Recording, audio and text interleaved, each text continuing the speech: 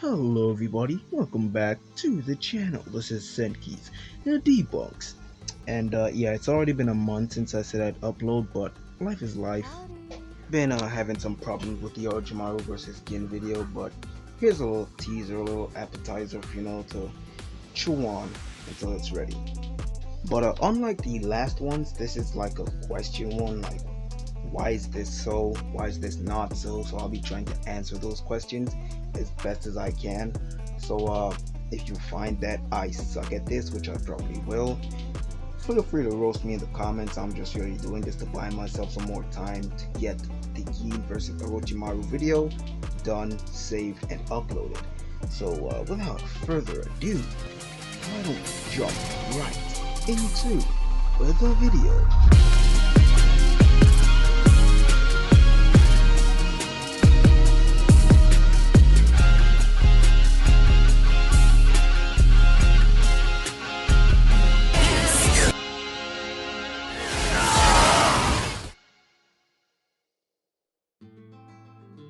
Alright, so y'all know what time it is. It's time for the subscriber update, and we have broken through 120 subs. On our way to 200. Let's freaking go! Welcome to all the new subscribers. If you are new and watching this video, let me know which video made you sub, because my YouTube Studios is buggy as always, so I can't tell which one you joined from, so I can't tell which one which series to continue or which video to update, whatever, to see what you want more of. That's enough of me talking. Let's get into it.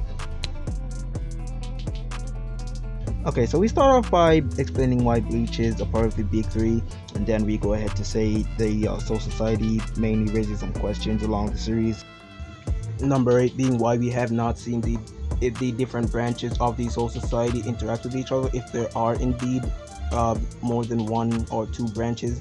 The answer to this is simply probably because Kubo never really thought of it before he wrote Burn the Witch. Just like he never really thought of the Zero Squad in completion, because like he did confirm that the reason we never heard Zangetsu's name before, or Ichigo never heard Zangetsu's name when he called it upon meeting him first, was because Ichibei blocked the name he watched, so he probably had to go with Zangetsu to get around that block. So yes, he did think of Ichibei, and he had an idea of what he wanted come future of Bleach, but he didn't completely think of it. And it's the same reason why he had them say like only a captain or something like the special forces could eliminate Menos Grande, but later on in the series we get Lieutenant one-shotting Menos Grande and stuff like that. Stuff like this can even be found in Fairy Tail when they said Urza was the strongest in the guild, but then came Gildarts.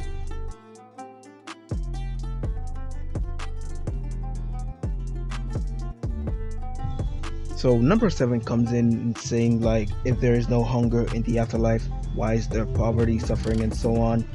And why do the Shinigami do the exact opposite of protecting and serving the regions they were assigned as a Shinigami to protect, and whatever? The reasoning behind this could very well be that there doesn't have to be hunger for there to be suffering. As long as there is diseases, there has to be medicine, and you will be having thugs coming in, taking that medicine, doing thug stuff. So yes, there will be a shortage of medicine, and so on. So yes, there will be suffering, poverty of a different kind other than hunger. Not to mention the hollow attacks that still exist there, and the fact that death also is a thing even if the afterlife. And going back to why the Shinigami actually murder these souls instead of protecting them, well, we have to remember that the Gotei 13 wasn't exactly Boy Scouts to begin with. They were a band of thugs when they were founded by Genryusai Yamamoto. So it's not like it's tradition to actually do their job. It's more like a gangster thing. But that kind of genocide does become necessary, because if there are too many souls in the Soul Society, it will cause the same thing to happen. Like when the the same reason they had to erase the same reason they had to take care of the Quincies is the same reason that will happen if there are too many souls in the Soul Society. I'm not even going to pretend to understand half of this, But I will say they probably do have more than Kubo is letting on, since there's like people from where Kumamura came from. There's Valley of the Screams. There's now even things like Hellverse is canon now, so there might be even more people to keep an eye on from Hell or relating to Hell, stuff like that. But like most of this thing right here, I do not understand anything. Who the hell pays attention to the Stealth Force? Fuck it, let's move on. Taking a look at this one, I don't really have much to say about this because we all know that Genryusai is a whole lot older than Retsu Unohana in Bleach years terms. He is the fucking fossil. But people like what the fucking name? The Ice Boy. Fuck it, you all know his name. I'll put it up on screen. He is a special case. I do not know what the hell is up with that guy. But we all know that he does grow up when he uses Bankai in 1000-Year Blood War. So I don't know. Fuck it. I'm running out of time. Let's jump to the next one. I think this one is like asking or saying that Shinigami eventually forget their past lives due to long lives. They eventually forget things like how we forget when we were babies sucking on our mother's titties. And yeah, that could be true, but I don't think the part about erasing like the emotions, the negative emotions, is true. But even if it is true, there's nothing to stop it from re-emerging when they go into the Soul Society. Because even though we see the parakeet remembering Chad, even though we see him like not as sad about losing his mom, it could just be that he already gotten over it in his life.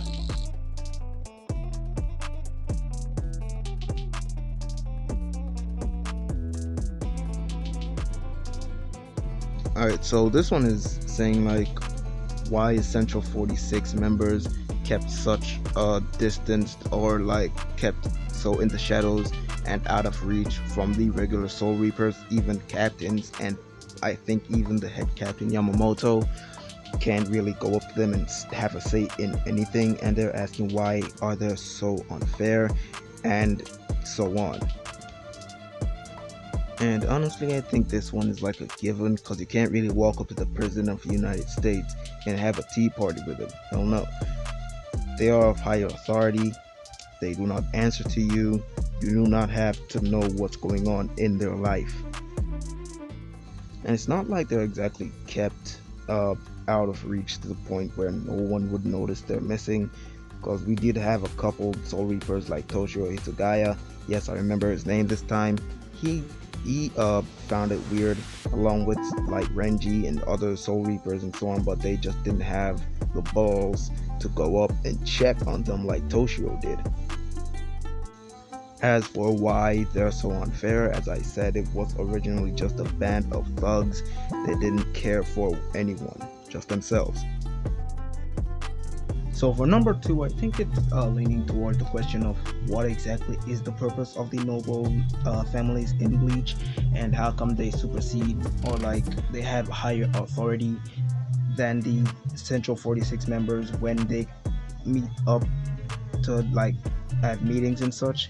Well, the original founders of these families, or the original members of these families, I think, were the ones with the idea to use the Soul King to be the holder of the thing that keeps the whole Bleach universe together. They essentially recreated the whole Bleach cosmology, because Bleach was like one big ass universe. There wasn't hell, heaven, shit like that.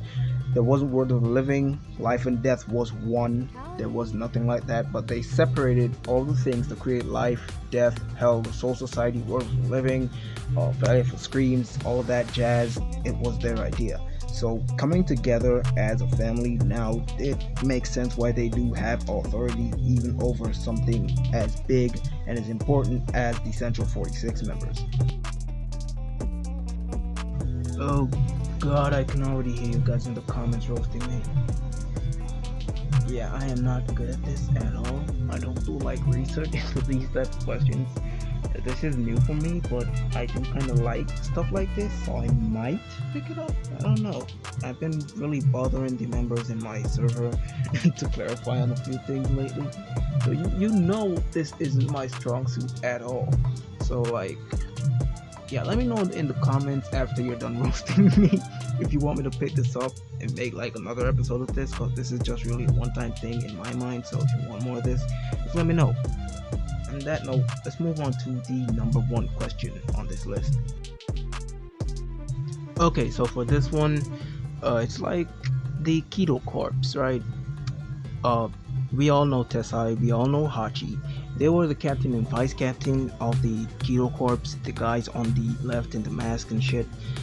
It's saying like, why haven't they shown up throughout the series? What happened to them? Who took over after Hachi was hollified and Tessai was exiled to Earth? What happened? I'm guessing that what happened was that the third seat took over, though we don't hear or see anything from him at all, or her.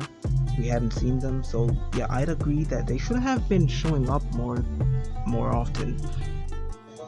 So we don't know who is in charge, we don't know what their exact purpose is, and we don't know why they haven't shown up more throughout the series. It's probably, I don't know. I cannot headcanon anything. Honestly, we have to leave that up to Kubo himself, the main man, the author, the god himself. Yeah, I don't worship him that much. But still, we just have to leave it up to him and see what he comes up with in the future for these guys. But I do want to see them expanded up on.